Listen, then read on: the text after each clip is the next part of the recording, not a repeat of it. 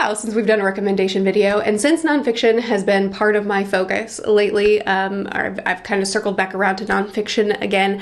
I figured it was a good time to do a nonfiction video. I looked back and I don't know that I've ever done a recommendation video for nonfictions before. So we're gonna do it. We're gonna talk about 10 nonfictions that I personally really recommend. Half this list is going to be books that I've read a while ago, and then the other half is going to be from what I've read here in the last year, since that's been, you know, I've picked up a lot of nonfictions here in the last year. But we'll start with the older recommendations, just in case you've maybe heard me talk about some of the more recent ones before. And I'm gonna start with The Endurance. This is a book, I think I read it 2 years ago, maybe. Time is elusive, somewhere around in that time frame. And this is one of the books that sticks with me the most of my nonfiction, specifically because of the ending, but really the whole thing. So this follows Shackleton and the shipwreck of him and his men and their survival in seemingly impossible situations. Ernest Shackleton and his men were crossing the Atlantic when their ship got stuck, and they made multiple attempts at escape, but they ended up having to trudge across the Antarctic on foot for 20 months. The things that I read in this book, the things that these men endured in order to, for some of them, secure their survival, read like fiction. It seemed impossible. Many of the things that they experienced and survived seemed utterly and completely impossible. But also brotherhood and the bravery of these men was incredible to read about.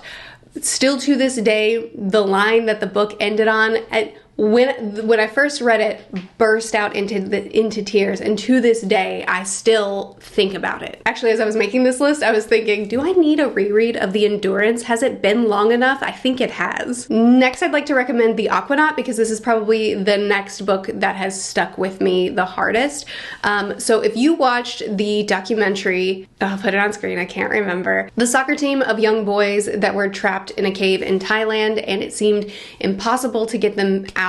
I believe there was a monsoon happening at the time, and the water levels kept rising, and there was really no hope for survival. But these few incredibly talented cave divers flew to Thailand and came up with their own plan.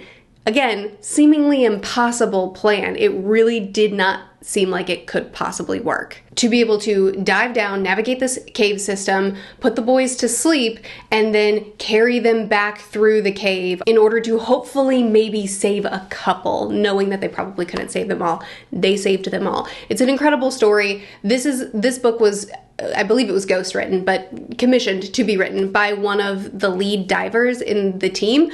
I loved this book. It gave so much more context that the documentary, of course, didn't cover. So much more information on the political hoops that they had to jump over just to be able to get to where they were and try to save the kids. But also just a lot more information about the mission itself and how stark it seemed, but they had to at least try. Next, I'll recommend Wild Swans. Most of the nonfictions I read are ebook, so I don't have very many of them, but Wild Swans I have. So this I read because I was reading The Three-Body Problem, and I wanted some background information on the Cultural Revolution in China. Obviously I had some information, but I wanted a closer look of it because there was a scene in The Three-Body Problem, and I assumed that it would take up more of the novel, and it didn't, but I'm glad that I read this anyway. So this follows 3 generations of women during Mao's reign. The grandmother was, I believe, before the Cultural Revolution began, and then we had the mother, I think, at the very beginning of the Cultural Revolution, and then the daughter, that's the author of this book, she actually joined in the beginning of it, and then ended up defecting and fleeing, and this book is now banned in China. But it's their story, these 3 generations. It is quite long, it's a beefy book, but I loved it. For a lot of the historical nonfictions that I read, I guess just all the in general, a lot of the nonfictions that end up being my favorites have this very close look of the historical event that we're learning about. And I think that this gave multiple perspectives in a way that made it a lot more encompassing than a close narrative often does. Next, I would like to recommend Under the Black Flag. I went through a bit of a pirate phase. Has it ever ended? I went through a pirate nonfiction phase, and I think Under the Black Flag was the best for being very thorough in a condensed period of time. It was a great overview, not only of many pirate legends, but also of piracy as a whole, the culture, the expectations, the punishments, and he set out to not only give an account of piracy very broadly, but also to de-romanticize piracy.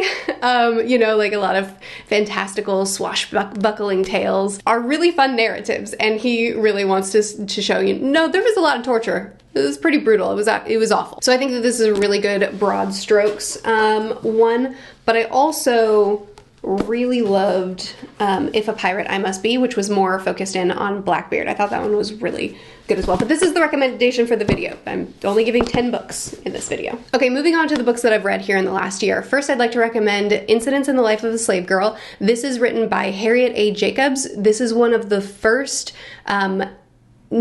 first-person narratives written by a slave woman that was ever published. This shows some of her life as a slave. It shows her in her many attempts at escape, and it shows her as a free woman being on the forefront of the abolitionist movement. I just went to say it's very short, and then I looked it up, and it's actually 368 pages. So I guess it just reads very short because it is so, she draws you in so close to her story that it's very difficult to put down. Harriet's story is so heartbreaking and tragic, but also so inspiring. And it's written in a way where she really doesn't hold back at all some of her musings, some of her pain and frustrations, but also the hope that she maintained, the faith that she clung to that kept her going. She has an incredible story. Next, I'd like to recommend Ordinary Men. This is following Reserve Police Battalion 101. Specifically, this is following a group of men to round up Jewish people for death camps or to kill them. It shows that many of the people that committed these horrendous acts were not radicalized Nazis, but were ordinary men that were very slowly and very carefully desensitized little by little. Things that made them sick, things that made them horrified. If they would just pull back a little bit and then give them partial tasks, then slowly they would become more and more desensitized and be willing then months later to do exactly what they were refusing to do before and far worse. One of the things that made this book so great was that there was a lot of processing within the book. There was a lot of analyzing and discussing the psychology of it all, as opposed to just an account of what happened, which I really appreciated because there's a lot to unpack, and it gave a lot of really great questions and resources to start that unpacking. In a similar vein, The Rape of Nanking is another book that I read this year that was very challenging to read. I do have a dedicated video talking about what this book details, what it goes over, which is the massacre of the city of Nanjing by the Imperial Japanese Army. The book gives an overview of the widespread horrors that happened here, but it also really focuses in on some of our heroes of Nanjing, some of the people that stayed and fought and tried to protect the civilians. Incredibly difficult book to read, but I do highly recommend it. Maybe watch the video first to see if you want to, try it, but it was incredibly written, very close, I think, to exactly what happened. It put you in the midst of it, which is very hard. And finally, this will be my last one on the World War II, but finally, in a similar vein, Hiroshima, highly recommend. This book specifically follows six survivors of the bomb that was dropped by the US on Hiroshima. It follows immediately after the bomb and the widespread destruction and death and horrors. The people who survived for a short time, the people who survived for a long time, they endured a lot. And it is a very close account of those that tried to help people and those they could not. It does a good job of, again, putting you right in the thick of it, where we're watching people be confused, have no idea what's going on, be totally overwhelmed, you know, trying to dig their family members out of the rubble, or trying to bring water to people, or pull them out of where they are. And I haven't gotten graphic in the depictions throughout this video, so I'll maintain that. But it was horrifying, and it follows them in the day that it happened, but then we also follow them for years afterward as the radiation poisoning just continues to endure in their bodies. Again, I know the last several that I've recommended have been very heavy books, but again, I highly recommend. It is incredibly written, and I believe one of the first things published in the US that truly depicted what people suffered. Final one I'll recommend is Midnight in Chernobyl. I didn't mean to just like end the video on just heavy hit after heavy hit. What are you gonna do?